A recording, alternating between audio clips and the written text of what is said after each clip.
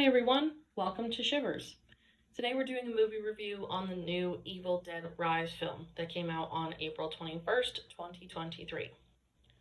Evil Dead Rise is the newest film in the Evil Dead franchise, a franchise that has been around since the 1980s and hasn't had a new film added to it since the 2013 revamp.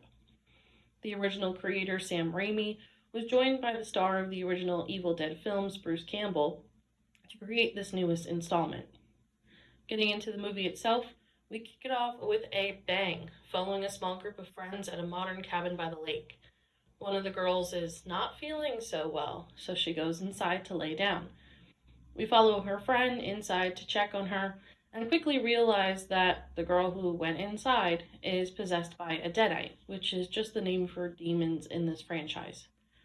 The girl that we follow gets her scalp ripped off, and more bloody gore hits us in the face within the first 5 minutes of the film. We flash then to one day earlier and follow Beth, a musician technician who's a bit of a mess, visiting her sister in California in her high-rise apartment after finding out that she is pregnant. We then get to the sister, Elle. We meet Elle. She is a single mother to 3 kids running a pretty modern, loose household. She sends her kids to get pizza while she catches up with her sister, and when the kids return with the pizza, there's an earthquake that occurs, blowing out the stairs of the building and opening the parking garage floor to reveal a hidden vault with other artifacts. Elle's son, Danny, explores and finds the Necronomicon, or the Book of the Dead, along with 3 vinyls that we find out are recorded by priests who attempted to translate the Necronomicon. Danny plays these vinyls out loud and awakens the demons, deadites, bringing the evil dead we all know to life. The demons possess Elle first, and the gore commences right away, leaving nothing to our imagination. Elle first possesses her oldest daughter, the oldest daughter ends up possessing Danny, and Elle wreaks havoc on the entire hallway of residents, killing pretty much everyone and leaving the youngest daughter and Beth to fight the now army of the demons. The Necronomicon flips to a page revealing a demonic monster, and all of the dead and possessed people morph into one body, creating this bloody, nasty creature that traps Beth and the youngest daughter in the elevator. The elevator fills with blood and descends to the main floor after being too heavy, giving us the Shining scene and setting Beth and the girl up for the final fight scene. They make their way to the parking garage and fight the monster, ending by pushing it into a wood chipper and leaving Elle's head left to talk to Beth. She continues to talk to Beth and berate her, letting us know that the demon still has hold, even though there's really nothing left.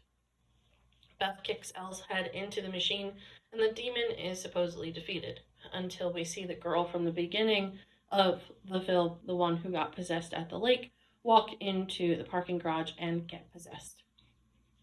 Overall, I think that this is a really creative way of making Evil Dead for a more modern audience. There are tons of Easter eggs and callbacks to other horror films in this film, The Shining being one of them. That is pretty blatant. I mean, you can't miss that one.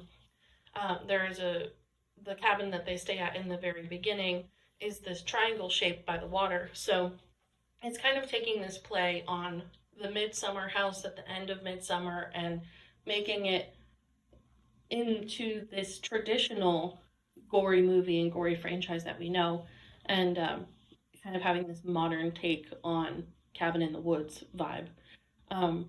We also have some of the kids in the hallway talk about Nightmare on Elm Street, and Beth dips her fingers into the bath water, and it kind of reveals that same scene that we see with Nancy in the Nightmare on Elm Street. And when they're fighting the monster in the parking garage, there's a chainsaw, which is a callback to the own Evil Dead films. They always have a chainsaw in it, courtesy of Bruce Campbell. So, another thing to mention is that when Danny's playing all of these vinyls, there's 3 of them. So he plays the first one and it's just saying that we need to translate this book. And then he plays the second one, and that's where they awaken all the demons by reading it out loud. And then the third one they play, Beth plays at the end-ish, and it's basically the priest saying that there's nothing that can do to stop these demons. All you can do is run away, and best wishes, good luck. And so it's a little dissatisfying because in all of the other Evil Dead movies, there's ways to get rid of the demons, that they're not just going to be lingering on Earth. But there have already been a couple more Evil Dead franchise ads in the making, already announced. So by having these three vinyls and having this big vault open in the floor of this apartment building, it's really kind of leading to believe that there may be another vinyl or another person who can translate the book, who then will understand how to stop the deadites and the demons. Um, but for now, it's like a little dissatisfying that you just have to run away, and that they went through all of this work and kicked this demon into the wood chipper, and it still got a hold of the girl at the lake. So having that as this movie's particular ending was just kind of like, oh, damn, that sucks.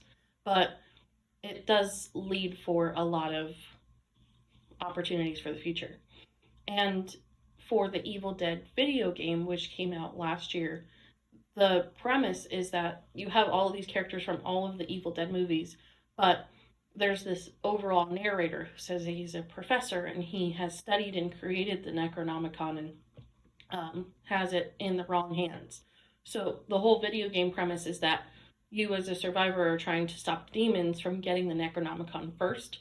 So whoever gets it first is then going to take over the world, essentially. So I think if we're going to follow that mentality, then maybe there is really no way except for getting a hold of the book. But it leads for interesting commentary for things to come. So that's kind of exciting to just ponder and wonder and scheme. And the only thing that I will also add is that all of the other Evil Dead movies are a little campy and fun, and except for the 2013 one, which was more serious and gory, it is something that is different with this one as well, in that this one is gory and serious, but you have a couple of hints and ties to politics. So the oldest daughter asks Elle, "Where's my black t-shirt? I want to go protest." And she's like, "You're not going to go protest. Only idiots go protest." And then with Beth just finding out that she's pregnant, we have the possessed Elle hovering over Beth at one point, and she's like, "Oh, I'm so excited to eat your soul." And she says, "Oh, or two souls." Kind of putting on that political area of when does life start type of thing. So I don't think that was really necessary. I think that could have been left out. Could have just been a really good, gory, traditional movie. And that those two small little comments, I was like, oh, not needed. But anyway, getting into the actual Shivers scale and rating, on a scale of 1 to 5 for the story itself, definitely give it a 4.5. I think that it's creative. I love Evil Dead. I love the franchise. The 2013 version is one of my favorite movies of all time.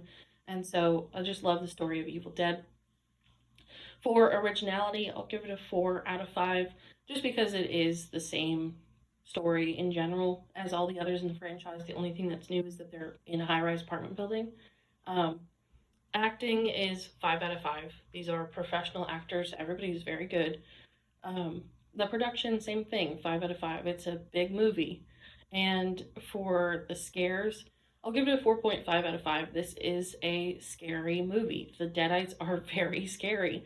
And the gore itself, and watching it in the movie theater as well, has the stereo effect where you hear the flies buzzing from your right-hand side, and then they fly to your left-hand side, and you hear the echo of the deep voices of the demons, and it's really creepy to be part of that. So, all in all, this movie gets a 4.6 out of 5, which I think is a very respectable rating. It's a good movie. I would recommend it. It's very fun that they threw it back to some body horror. We haven't seen body horror in a big ticket film in a long, long time. So it's unique. It's something different, and it definitely sets up for a lot of things to come. So I am looking forward to seeing more. Leave your thoughts in the comments. What did you think? What things did you pick up on? What did you like? What did you not? And what would you rate it? So thank you for listening. Go watch it if you haven't, and I hope you have a fantastic weekend.